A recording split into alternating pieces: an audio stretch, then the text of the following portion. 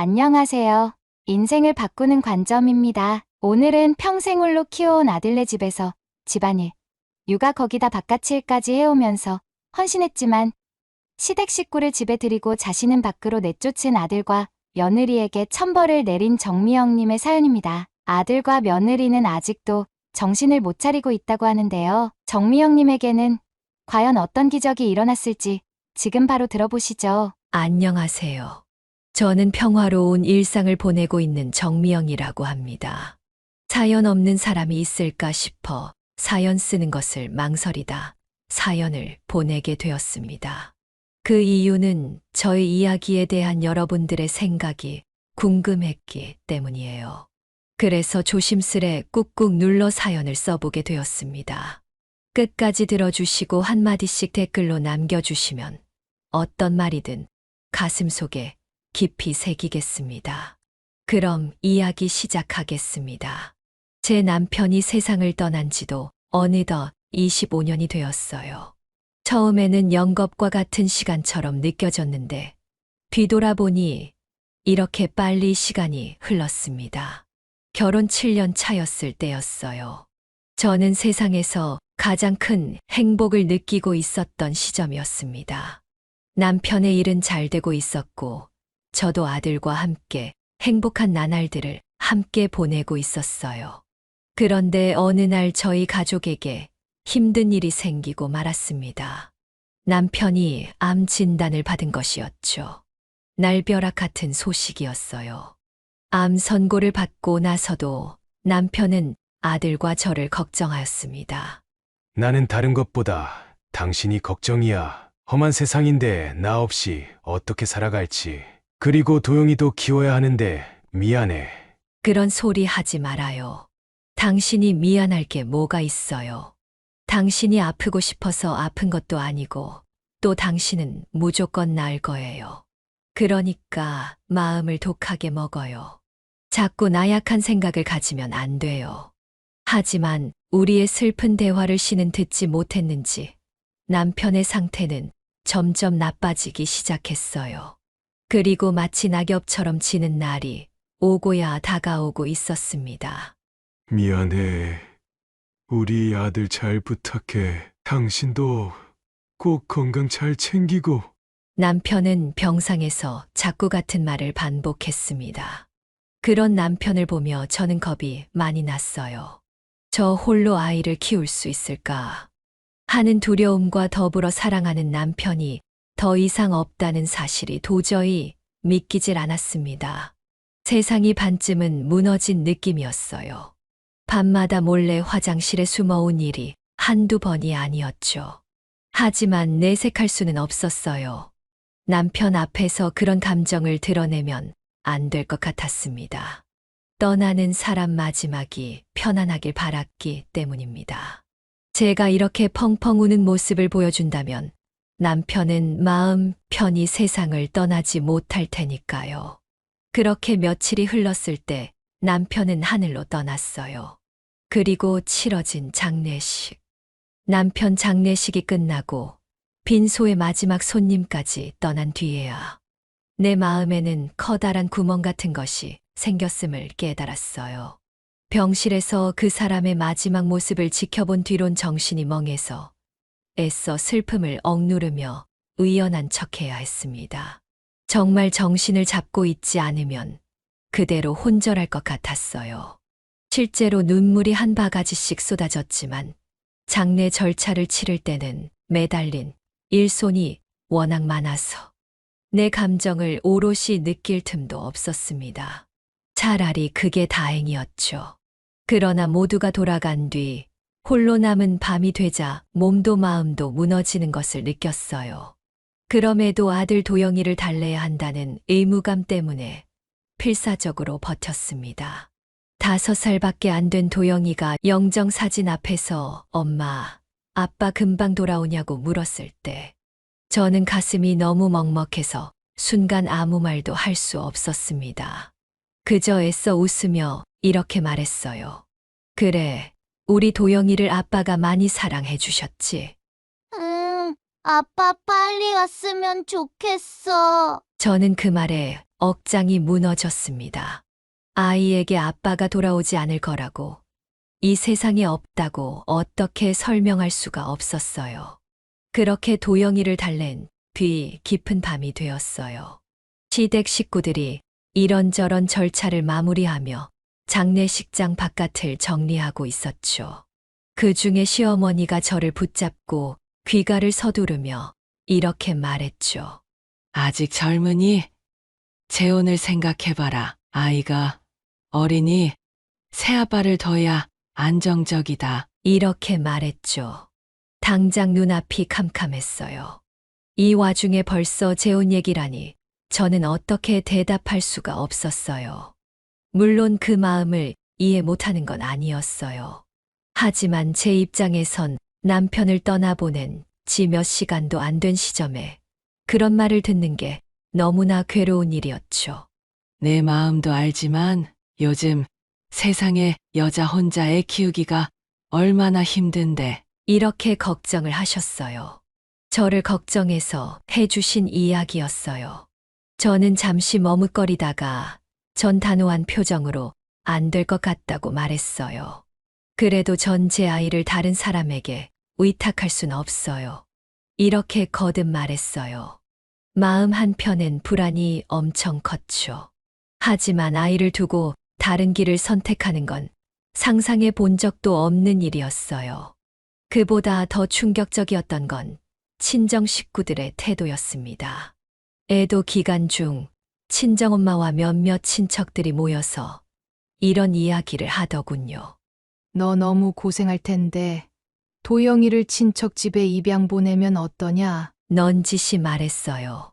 바로 그 순간 몸 안에서 뜨거운 화가 치밀었죠. 엄마, 그게 말이 돼요? 내 아이인데 왜 다른 사람 손에 맡겨요? 절대 안 돼요. 아니, 그게 내가 좀 더 편해지지 않겠냐는 거야. 혼자 어떻게 키우려고 그래? 전 막 화를 냈어요. 그게 무슨 이야기냐면서요.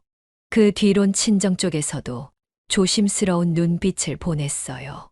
결국 장례가 모두 마무리된 새벽 무렵, 저는 장례식장 구석 벤치에 조용히 앉아 있었습니다. 검은색 상복은 구겨지고 얼룩져 엉망이었죠. 지금 제 마음과 같았어요. 그때 아직 잠들지 못한 도영이가 다가와 제 옆에 찰싹 붙었죠. 저를 올려다보는 애의 얼굴에 남편 모습이 겹쳐 보였습니다. 눈물이 왈칵 쏟아지려는 걸 겨우 억눌렀어요. 엄마, 우리 집 언제 가? 나 졸려. 저는 아이를 꼭 안아주며 말했죠. 그래, 이따 집에 가자. 조금만 더 기다리자. 그 말이 떨어지자 도영이는 그 작은 손으로 제 왼손을 꼭 쥐었고, 아이 손바닥에 온기를 느끼자 저도 모르게 이를 악물게 되었습니다. 마음에서 없던 힘이 나는 것 같았어요. 그래, 난 혼자가 아니야. 도영이가 있어. 아이를 지켜야 한다는 생각이 가슴 한켠이 불붙듯 타올랐죠. 남편이 마지막으로 제게 부탁했던 것도 도영이를 잘 키워달라는 것이었습니다. 하지만 또 다음 날 같은 이야기가 반복되었어요. 시댁도 친정도 그런 조심스럽지만 같은 이야기를 또 했죠. 아직 젊은데 재혼이라도 해서 다시 새 출발을 해라. 혼자 애를 어떻게 키우니? 입양을 보내는 게 아이를 위해 낫지 않을까? 아니에요. 전 도영이는 내 손으로 키울 거예요. 어떤 일이 있어도 제가 키울 거예요. 정말 당당하게 말했고 그럴 자신도 있었어요. 하지만 당시 혼자 애를 키우는 엄마들에게 세상은 정말 수많은 편견과 혹독함을 선사했습니다. 말로 헤아릴 수 없을 정도였어요. 그 정도로 정말 험난한 길이었지만 그 어떤 유혹이나 타인의 말에도 저는 흔들리지 않았어요. 어쩌면 그것이 내 아이를 지키는 길이기도 했지만 저를 지키는 길이었을지도 모릅니다. 남편이 떠난 뒤 저는 추스를 시간도 없이 하루빨리 움직일 수밖에 없었어요. 남편을 잃은 상실감에 아무것도 하고 싶지 않았습니다. 하지만 어쩔 수 없었어요. 살아가려면 장례를 치른 뒤부터 바로 움직일 수밖에 없었습니다. 제일 먼저 한 일은 작은 빌라로 이사하는 것이었어요. 치료비에 남편 퇴직금까지 다 써버린 상황이었습니다. 게다가 저 혼자 벌어서는 기존 월세는 감당하기 어려운 수준이었어요. 이제 아들 도영이는 겨우 5살, 아직 유치원에도 가지 않은 상황이었어요. 앞으로 생활을 위해서는 정말 할 수 있는 모든 것을 해야 했습니다. 그때부터 그동안 경험해보지 못한 일들이 펼쳐졌어요. 안 해본 일이 없었죠. 휴지 공장에서 일을 하기도 했었고, 밤에는 고깃집 접시 당근 일도 했어요. 눈코 뜰 새 없이 시간이 흘러갔습니다. 엄마, 어디가? 아침에 일어난 도영이가 내 얼굴을 빤히 쳐다보며 묻고는 했어요. 엄마 조금만 나갔다 올게, 도영아. 어린이집 끝나면 엄마가 데리러 올게. 다행히도 도영이의 등원은 옆집 할머님께서 감사하게도 도와주셨던 기억이 나네요. 그때 그 할머님이 없었다면 저는 더 힘들었을 거예요. 일하는 곳들이 제 사정을 봐주지는 않으니까요. 그래도 생계를 유지하려면 어쩔 수 없었어요. 저 하나 먹고 사는 일이었으면 며칠은 굶어도 상관없지만 아이한테는 그럴 수 없었죠. 그 시절 저는 엄마 노릇도 제대로 못한다고 자신을 많이 자책하기도 했었어요. 그러나 달리 방법이 없었습니다. 누군가가 절 도와줄 수 있는 상황도 아니었고, 친정이나 시댁에 도움을 청하기엔 두 집 다 형편도 좋지 않았죠. 어머나, 재혼하면 훨씬 편하지 않겠어? 주위에서도 다들 그러는데 미영 씨 예뻐서 재혼 금방 할 수 있을 것 같다고. 식당 주인 아주머니가 종종 이렇게 말하시고는 하셨죠. 하지만 그때마다 저는 아무렇지 않은 척 고개를 저었어요. 우리 도영이가 최고의 재산이니까요. 전 이 아이만 있으면 돼요. 참 미영 씨도 대단해. 요즘 다들 재혼하고 그러는 세상인데 혼자서 아이를 그렇게 꿋꿋이 키우고 말이야. 저는 항상 당당하게 말하려 애썼어요. 아직도 아빠를 찾는 도영이를 보면 재혼이라는 것은 생각도 할 수 없는 일이었어요. 그렇게 시간은 흘렀어요. 아들은 무럭무럭 자라 중학생이 되고 고등학생이 되었죠. 그동안 저는 쉴 틈 없이 일했어요. 가끔은 너무 지쳐서 혼자 집구석에서 울면서 시간을 보내기도 했고, 또 심하게 앓는 날들도 있었어요. 그러나 내색할 수는 없었죠. 안간힘을 써야 했어요. 돈을 벌어야 도영이가 하고 싶은 공부를 시켜줄 수 있으니까요.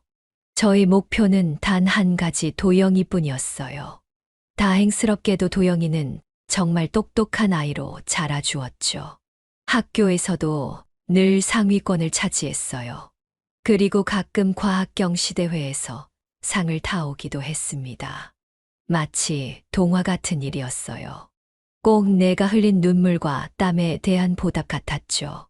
그만큼 아들이 잘 성장해 주는 것만 같았습니다. 그리고 아들은 명문대로 꼽히는 대학에 합격했습니다. 그때 기억을 떠올리면 아직도 온몸에 소름이 돋는 것 같습니다. 결과 발표 소식을 듣고 저는 펑펑 소리내서 울 수밖에 없었어요. 도영아, 엄마가 얼마나 너를 자랑스러워하는지 알아?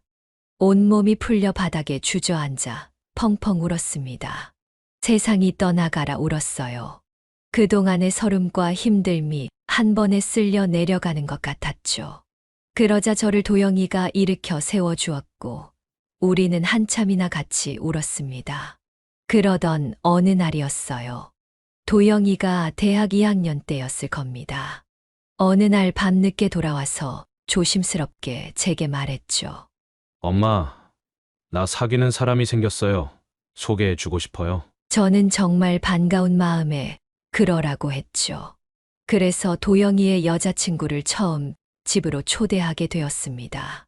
그때 저는 하루 종일 장을 보고 반찬을 만들었어요.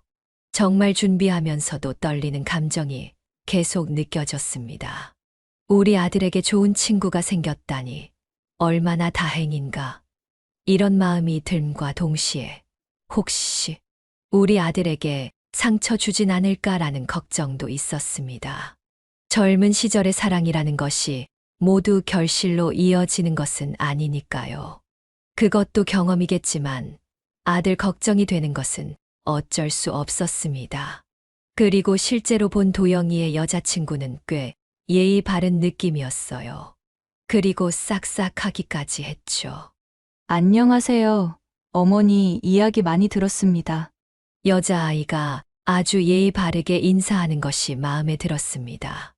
또한 큰절하듯 깍듯한 인사도 그렇고 수수한 옷차림도 참으로 마음에 들었어요.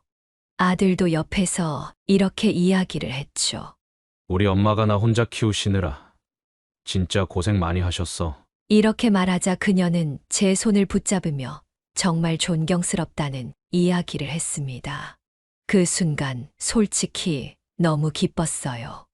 이 아이가 우리 아들 미래를 함께 만들어갈 사람이라면 좋겠다.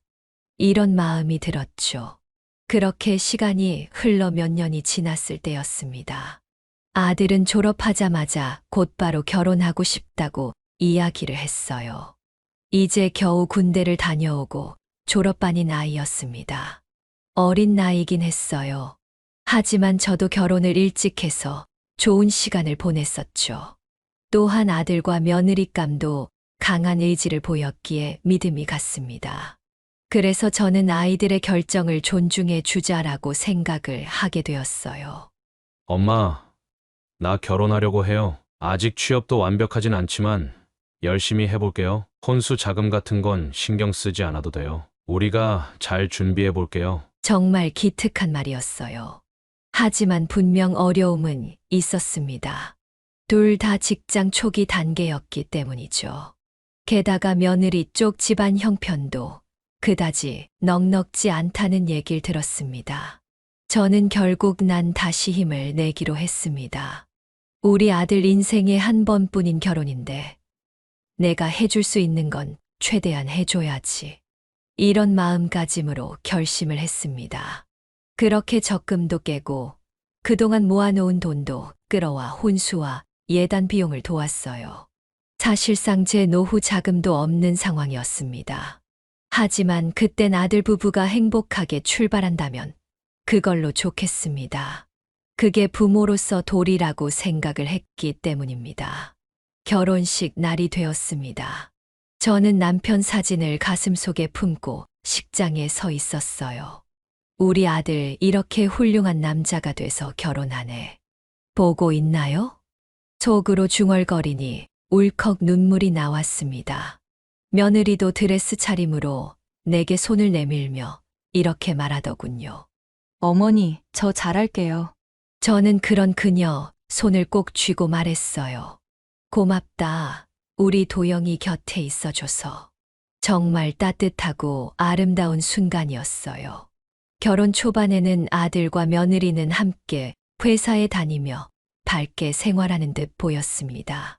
그리고 둘은 근처에 전셋집을 얻게 되었어요. 제가 홀로 변변치 못하게 살고 있다는 사실이 그들의 마음에 걸렸던 것 같습니다. 어머니도 같이 사시겠어요? 아니다. 나야 지금 일자리가 여기랑 더 가까우니까 너희끼리 편하게 살아라. 이렇게 답했습니다. 눈치 없는 시어머니가 되고 싶지는 않았기 때문입니다. 게다가 신혼집에 제가 들어가면 얼마나 불편할까. 이런 걱정도 많이 되었던 것도 사실입니다. 다만 감사한 것은 주말마다 아들 부부가 찾아와서 점심도 같이 먹고 시장도 같이 다니고 행복한 나날들이 이어졌습니다. 며느리는 장을 볼 때 저에게 선물을 해주기도 했습니다. 그리고 내가 싸준 반찬을 가져가며 싹싹한 이야기도 많이 해줬죠.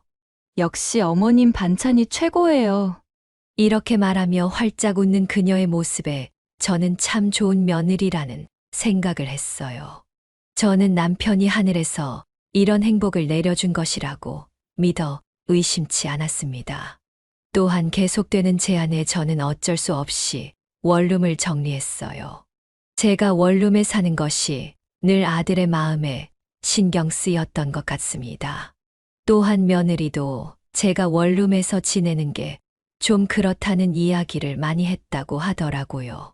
그래서 결국 아들과 며느리 그리고 제가 신혼집에 거주를 하게 되었어요. 하지만 계속될 것 같던 행복은 차츰 무너지기 시작했어요. 아들이 결혼하고 2년쯤 지났을 무렵이었습니다. 첫 손주가 태어나게 되었죠. 그때는 정말 세상을 다 가진 기분이었습니다. 하지만 놀랍게도 그것이 불행의 신호탄이 될 줄은 꿈에도 몰랐습니다. 그 후 모든 게 조금씩 삐걱거리기 시작했어요. 산후조리를 이유로 며느리의 친정어머니가 아들 부부의 집에 오면서 문제가 시작되었죠. 솔직히 묘한 서운함이 약간 있었습니다. 애초에 제가 늘 이렇게 말했기 때문입니다. 아기 보는 거 내가 도울게. 우리 엄마가 와주실 거니까 어머니는 일도 바쁘신데 일을 보셔도 돼요. 톡톡 쏘아붙이기 시작한 것입니다. 그래서 처음에는 제가 손자를 많이 돌보기는 했었습니다. 다만 이후 사돈이 들어왔죠. 사돈과 계속 있는 것도 불편하기도 하고 또 일을 계속해야만 하는 입장이었기 때문에 오전, 오후 중으로 집을 비우는 날들이 늘었습니다. 사실 저도 일을 쉬고 싶었지만 그럴 수는 없었어요. 노후 자금을 아들 결혼에 다 사용했기 때문에 저도 미래를 준비해야 했습니다.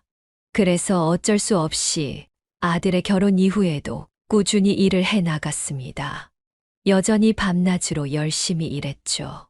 힘들었지만 그래도 손자도 있고 아들과 며느리도 있었기에 잘 버티며 살아가고 있었습니다. 그런데 막상 그렇게 일을 하다 보면 며느리가 불만을 토로하고는 했어요. 제가 집에 없으니까 집안이 엉망이 된다며 이런저런 이야기를 꺼내 놓기 시작했어요. 하루는 이런 날도 있었죠. 어머니, 이 반찬은 좀 짜네요. 우리 엄마처럼만 해주시면 되는데 어머니 설거지가 쌓였는데 좀 도와주시면 안 돼요? 제가 손목이 안 좋아서요. 처음에는 애 낳고 예민해졌으니까 그러려니 했어요. 하지만 날이 갈수록 내게 던지는 말이 가슴에 와 맺혔습니다. 특히 은근히 명령조로 변한 태도로 이내 저는 마치 식모가 된 기분을 느껴야 했어요. 심지어 며느리, 친정어머니가 오면 저는 제대로 식탁에 앉지도 못하고 부엌에서 서성이는 신세가 되기도 했습니다. 갑자기 이런 일들이 일어난 것이 저는 너무도 이상했고 믿기질 않았습니다. 게다가 아들은 일 핑계로 바쁘다고 하면서 주말 내내 잠만 자는 모습이었습니다. 제가 서운함을 털어놓으면 아들은 이렇게 말하고는 했죠. 엄마, 좀만 참아줘요. 아직 산후조리하느라 힘들잖아. 이렇게 며느리 편을 들고는 했습니다. 그러면 저도 그렇겠지 하면서 그냥 넘기는 수밖에 없었습니다. 마음을 다 잡으며 참고 지내던 중이었습니다. 어느 날 며느리 친정집이 사업 실패로 위기에 처했다는 소식이 들려왔습니다. 그날 이후 며느리는 울며 불며 저와 아들을 붙들고 이런 이야기를 하더군요. 우리 엄마 아빠 집이 경매로 넘어갈 판이래요. 당장 이리로 모셔야겠어요. 그 이야기를 듣고 이해가 되지 않는 건 아니었습니다. 저도 너무 힘든 시절을 겪었던 바가 있기 때문입니다. 그런데 며느리는 그때 저에게 이런 말을 했습니다. 어머니가 좀 나가주시면 안 될까요? 요즘 요양원 같은데도 시설 잘 돼 있다고 하고요. 내가 여기서 나가라고? 나가라는 것이라기보다는 잠시 좀 지혜롭게 행동하자는 거죠. 심지어 아들도 술에 취해 들어오더니 이렇게 말했습니다. 엄마, 솔직히 엄마도 편하게 살 수 있는 방법을 찾아야죠. 꼭 우리랑 살아야 하는 건 아니잖아요. 이 말에 제가 느낀 배신감, 그 비참함은 말로 다 못할 정도였습니다. 제가 나가 살든 이곳에 살든 사실 제 삶이 별로 크게 바뀔 것 없었습니다. 저는 아무래도 좋았습니다. 다만 아들과 며느리의 말은 큰 상처가 되었어요. 내가 평생 너를 키우며 이 순간을 기다려온 건 아니었는데 이런 생각이 절로 났습니다. 하지만 차마 입 밖으로 꺼낼 수는 없었어요. 아들은 이미 단호했고 며느리도 자기 부모님 모실 생각에만 젖어 있을 때였으니까요. 다음 날이 되었습니다.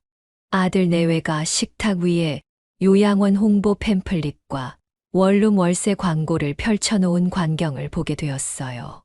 전 그 길로 잠시 방에 들어가 문을 잠고 쿵쿵거리는 심장을 부여잡았습니다. 속이 쓰리다 못해 쥐어 짜지는 것 같았습니다. 이게 저의 현 주소라는 것을 알게 되었습니다. 생각만으로도 숨이 턱 막힐 정도였어요. 결국 며칠 뒤 더 미룰 수가 없다는 듯 며느리가 이런 이야기를 하더군요. 어머니, 여기 원룸 괜찮대요. 보증금 저희가 조금은 마련해 드릴 테니 나가주시면 좋겠어요. 결국 구한다고 구한 게 원룸이었어요. 요양원은 시설이 잘 되어 있을 수는 있지만 비용이 만만치 않았던 모양입니다. 저라고 왜 모르겠어요? 요즘 세상에 고급 요양원이 한둘일까요? 다만 비싸서 엄두를 못 내는 사람들이 많죠. 결국 저는 며느리의 통보에 집을 떠나게 되었습니다. 아들은 고개조차 들리고 침묵하는 모습이었죠. 분노가 치밀었지만 참아야 했습니다. 그리고 분노보다도 그동안 제가 노력했던 것에 대한 배반이라는 생각에 참담함이 더 컸죠. 이 집에는 결국 사돈네도 들어올 것이고 아이도 있는 상황입니다. 이 상황에서 제가 버틴다 한들 무슨 소용이 있을까요? 그렇게 낡은 원룸으로 혼자 다시 이사를 했죠. 이삿짐을 싸서 방으로 들어온 첫날 밤, 먹먹한 마음에 휴대폰을 열어보았습니다. 혹시 어떤 연락이라도 오지 않았을까? 이런 생각이었죠. 그런데 아들과 며느리에게는 단 한마디의 문자도 와 있지 않았습니다. 게다가 아들 카카오톡 프로필 사진이 바뀌어 있었어요. 며느리 쪽 친정 식구들과 찍은 행복한 가족 사진이었습니다. 밝게 웃고 있는 그 모습에 저는 이제 끝났구나 싶었어요.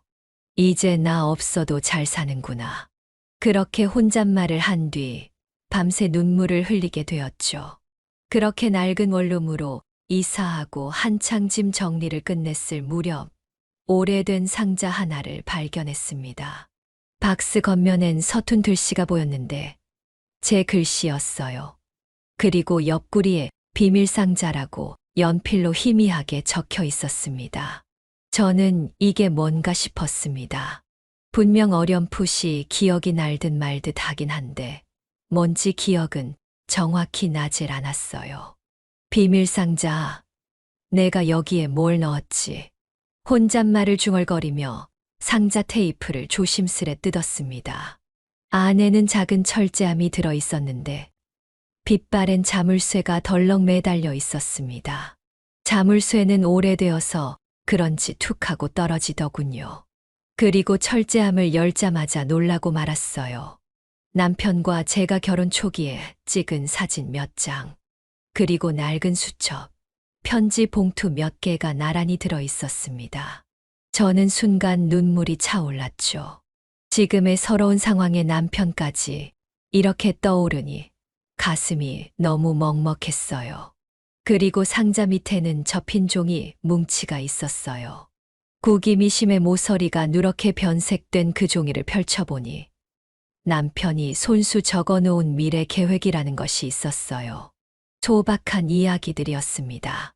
5년 후 아이 유치원 입학, 가족 캠핑, 이런 이야기들이었죠. 10년 후 조그만 가게 차릴까, 이런 궁금증도 남편은 가지고 있었던 모양입니다. 우리가 정말 함께 살 수 있었다면 이런 모습이 되었을까. 그 모든 계획이 남편의 암 진단으로 인해 중단되었죠. 그가 세상을 떠난 지 벌써 25년. 하지만 이종이는 아직도 그때의 기운을 고스란히 담고 있었습니다. 그리고 또 하나의 작은 편지 봉투를 발견했어요. 그 안에 있던 건 저를 위한 이야기였어요. 당신, 요즘 우리 도영이 돌보느라 고생 많지. 그래도 당신이 웃어줘서 매일 행복해해. 내가 혹시 늦게 퇴근할 때면 기왕이면 푹 자. 괜히 기다리다가 피곤하면 안 되잖아. 사랑해. 평범하기 짝이 없는 내용인데 눈시울이 뜨겁게 달아올랐습니다. 과거 야근을 자주 하던 남편이 내게 미안하다고 늘 말했던 것이 떠올랐어요. 그렇게 저는 박스를 닫고 한숨을 길게 내쉰 뒤 자리에서 일어났습니다. 상자를 치우는 동안 머릿속에선 과거의 행복과 현재의 씁쓸함이 교차했죠. 하지만 분명한 건 이 상자 덕분에 저는 내 인생이 결코 한순간의 불행으로만 가득 찬 게 아니라는 사실을 다시금 확인할 수 있었어요. 그리고 언젠가 아들과 며느리가 진심으로 사과하고 돌아온다면 이 소중한 추억을 함께 펼쳐보고 싶다고 속으로 신락 같은 희망을 품어보기도 했습니다. 그날은 마음이 좀 이상하게 편안해진 것 같았습니다. 오래된 비밀상자 하나 열어본 것뿐인데 마치 남편이 곁에 와서 다독여준 듯한 기분이 들었어요. 그날 이후 원룸 생활에 적응한 지 3개월쯤 지나던 날이었어요. 낯선 번호로 전화가 걸려왔습니다.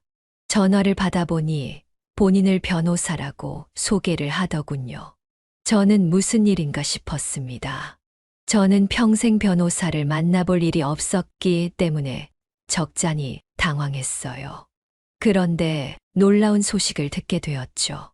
25년 전 선생님 남편분께서 남긴 유언이 있어요. 뵙고 말씀드릴 일이 있습니다. 저는 처음에 사기꾼인가, 보이스피싱 같은 건가, 온갖 생각들이 들었어요.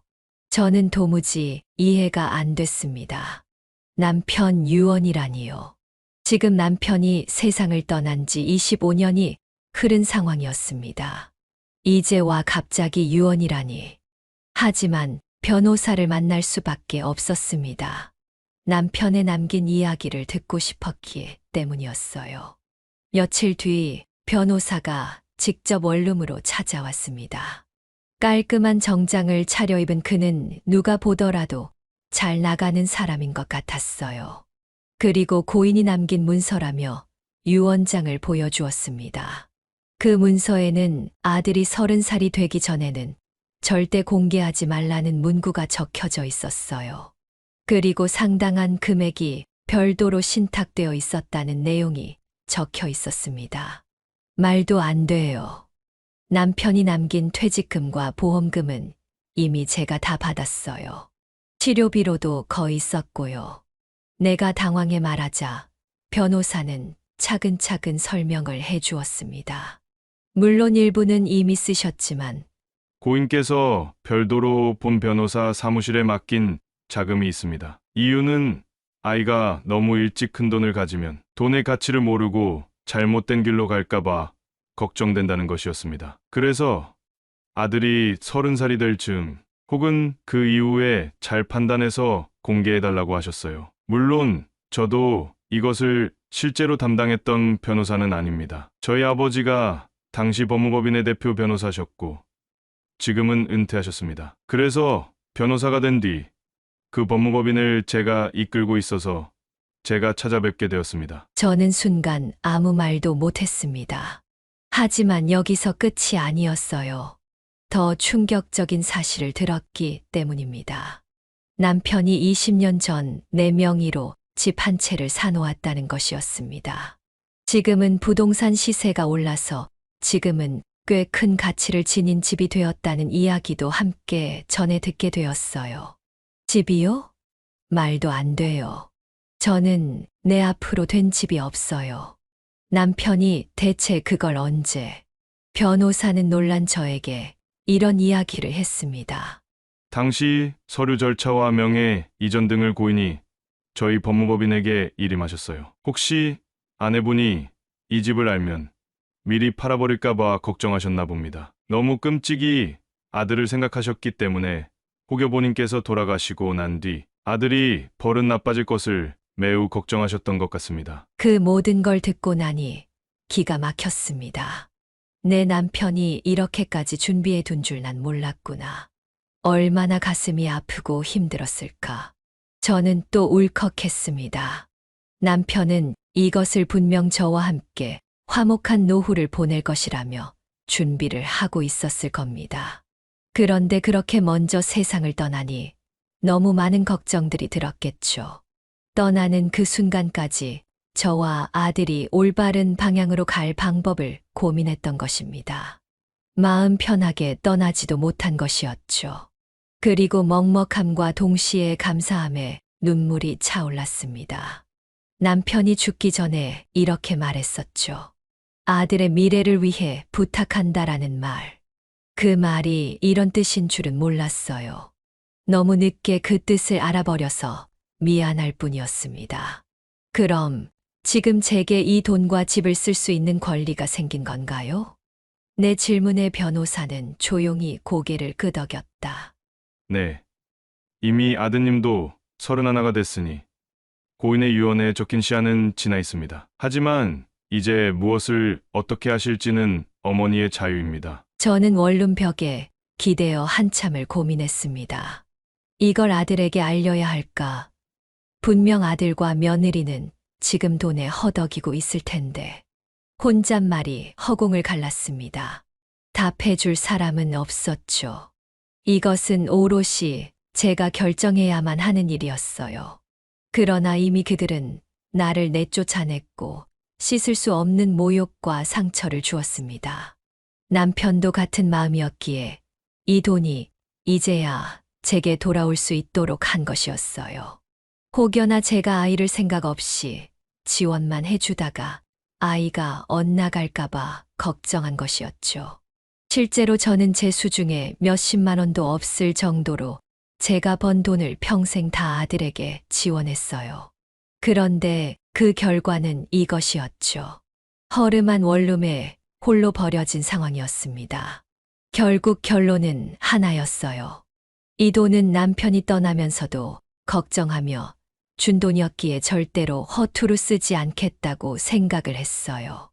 내가 평생 고생만 하다가 이렇게 쫓겨나는 신세가 됐는데 이건 남편이 내게 준 마지막 선물이 아닐까. 나도 이제 내 삶을 찾아야겠다. 이런 생각이 들더군요. 저는 남편이 사두었다는 집으로 가보았습니다. 집은 생각보다 훨씬 번듯했어요. 20년 전만 해도 개발지에서 벗어난 촌동네였지만 재개발을 거치며 단독주택과 상가가 빼곡히 들어선 곳이었습니다. 대문 안으로 들어가니 작은 마당까지 있었어요. 벽은 약간 낡았지만 전체적으로 깔끔하게 리모델링이 끝나 있었습니다. 변호사의 말에 따르면 집의 리모델링 보수공사까지 제게 주기 전 다 해서 전달하라고 했다더군요. 남편은 그렇게 세심한 사람이었어요. 그리고 그곳에 발을 들이는 순간 전 하늘을 올려다보았습니다. 여보, 정말 고마워요. 내가 이렇게 당신 덕분에 따뜻한 집에 들어오는 날이 오다니. 또 눈물이 날 것 같았습니다. 그렇게 한동안 그 마당에서 넋을 놓고 서 있었어요. 하지만 저는 슬퍼하거나 남편을 그리워하지만은 않아야겠다 생각했죠.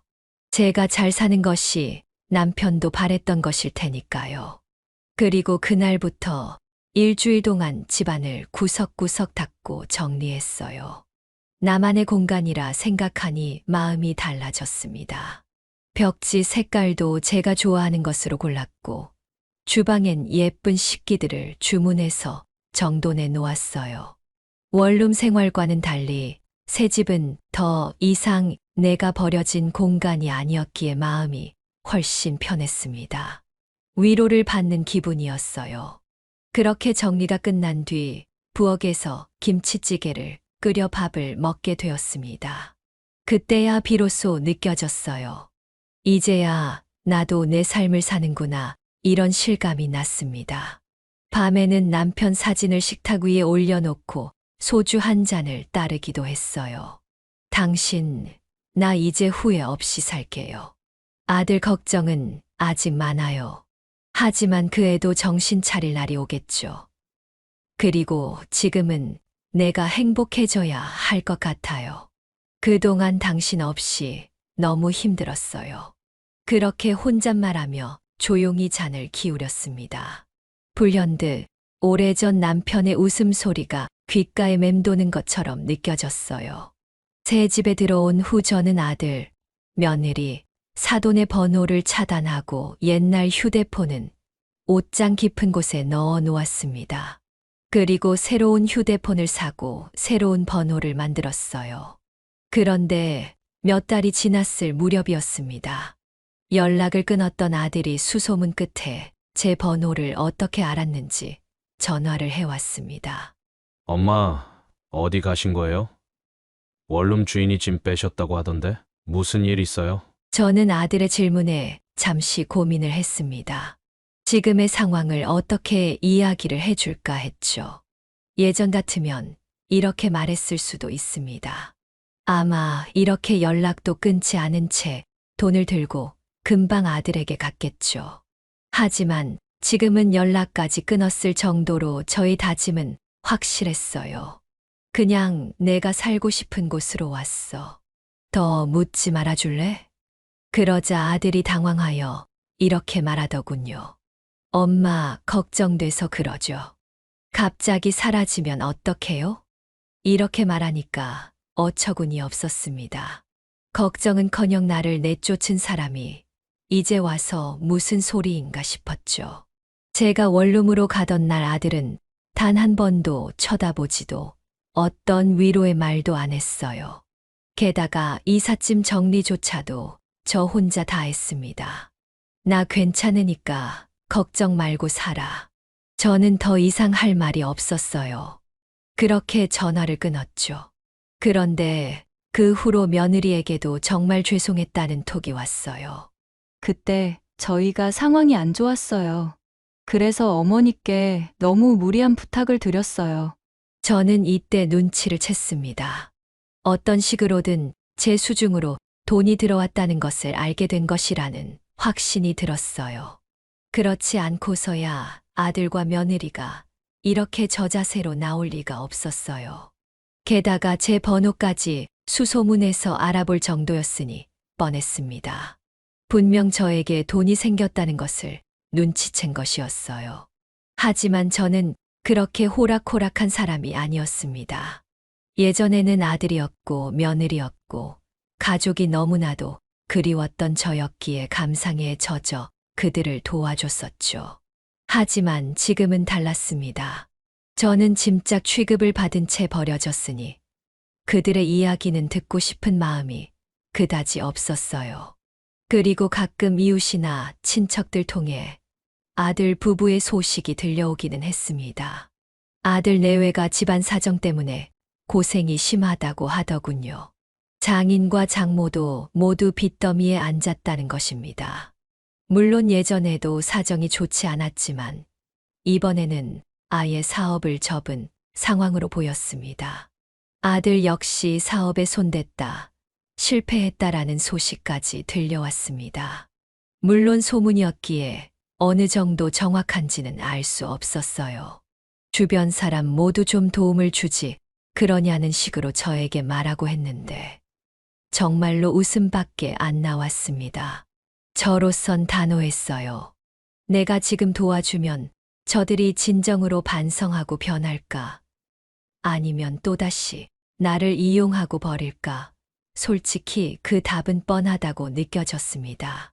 제 입에서는 지금도 안 되라는 말이 자연스럽게 떠오를 뿐이었습니다. 그렇게 시간이 조금 더 흘렀던 어느 날이었습니다. 집 초인종이 울리더군요.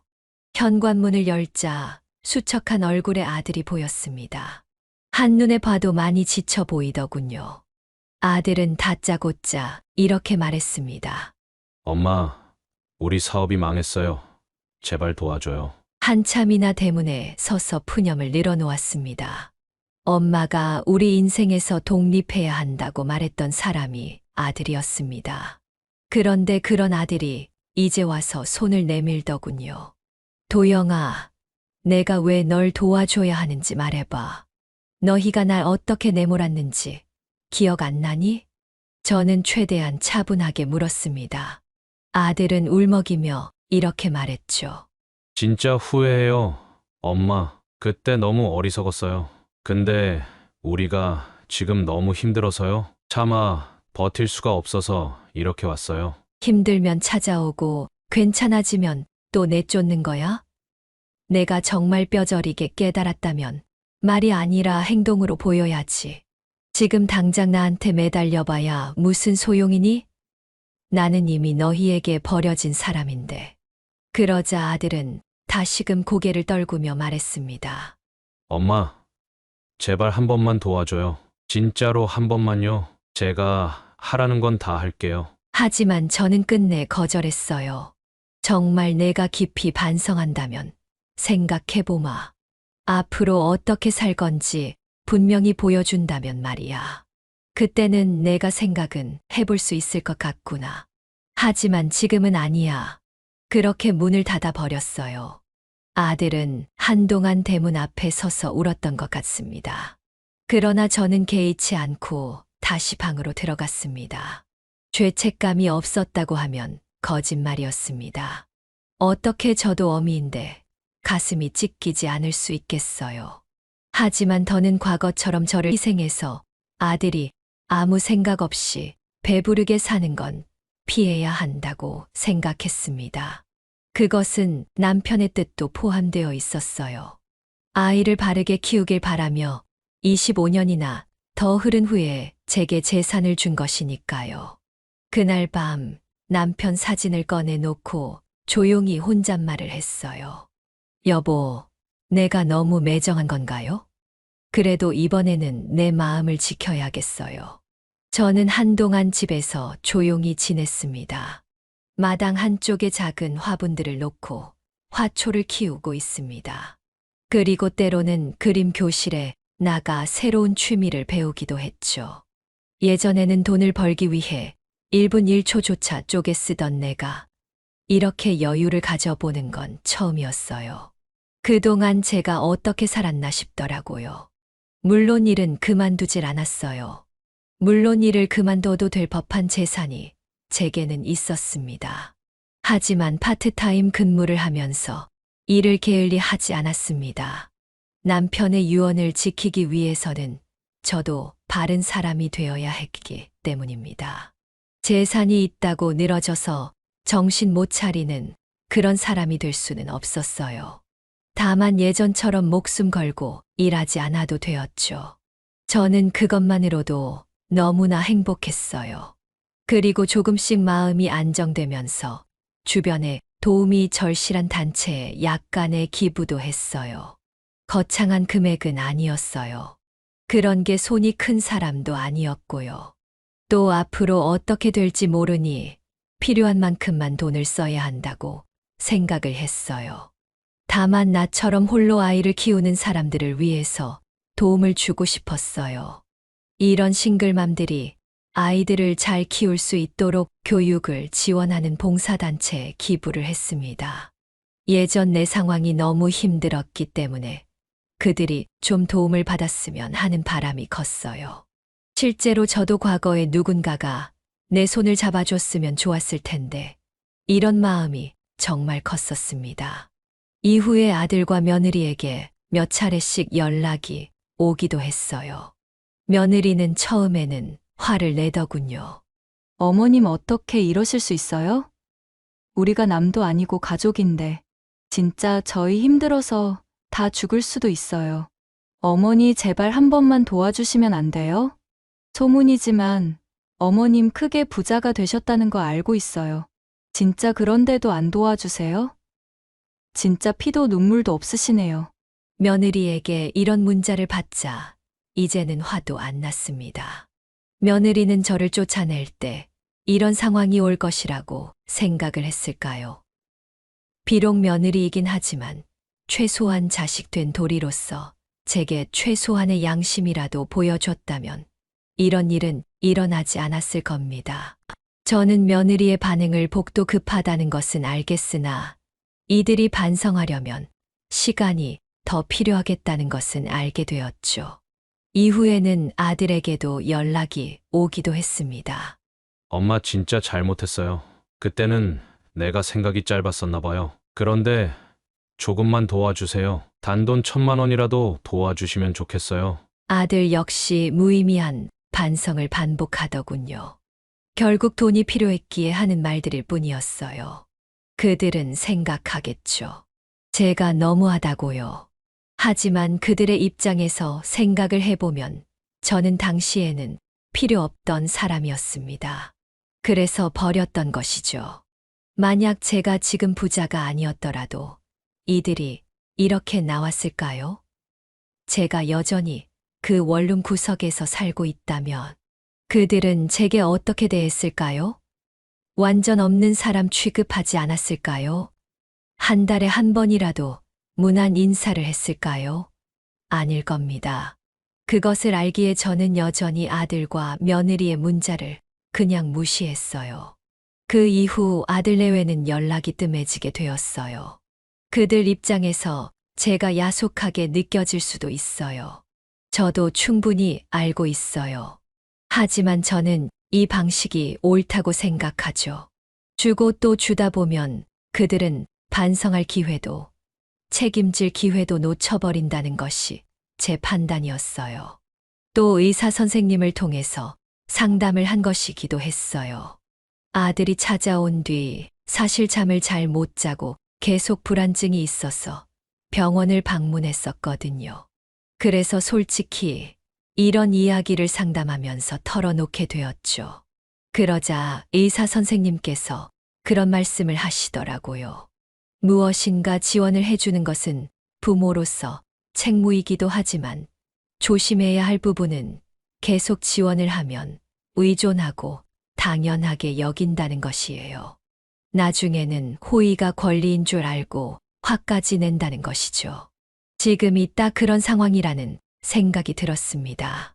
지금 며느리와 아들은 화를 내며 왜 돈이 있으면서도 안 주냐는 식으로 독촉을 했어요. 저는 그들에게 빚이 없죠. 오히려 그들은 제게 빚을 지고 있어요. 제가 가난했을 때 모든 것들을 물심양면으로 도와줬었으니까요. 나중에 진짜로 잘못을 깨닫고 더 성숙해진 모습으로 찾아온다면 그때는 또 다르게 대할 수도 있겠지만 지금은 아니었습니다. 남편의 오래된 유언이 결국 이런 결말로 이어졌다는 게 희비가 교차하기도 합니다. 당신이 남긴 재산 덕분에 내가 더 이상 무시당하거나 길거리에 나앉지는 않아요. 고맙고 또 미안해요. 아들을 이렇게 키웠는데 결국 이렇게 됐으니 그래도 남편이라면 이렇게 말해줄 것 같았어요. 당신이 더 이상 고생하지 않고 살 수 있으니 그걸로 됐다고요. 그리고 내 등 뒤를 천천히 토닥여 줄 것 같기도 했습니다. 가끔 밤이 되면 손자의 얼굴이 떠올라 마음이 짠하기도 합니다. 정말 예쁜 아이였죠. 그 아이가 지금쯤은 말도 제법 할 텐데 나를 기억이나 할까 싶기도 합니다. 그래도 내가 다시 아들 내외에게 다가가지 않는 건 이제 나도 내가 소중하다는 것도 깨달았기 때문입니다. 당신 잘 있죠? 나 이제 조금씩 내 얼굴에 미소가 번지는 게 보여요. 너무 늦었지만 나도 나대로 행복을 찾아보려 해요. 오늘도 남편 사진에 대고 이렇게 중얼거리고 있습니다.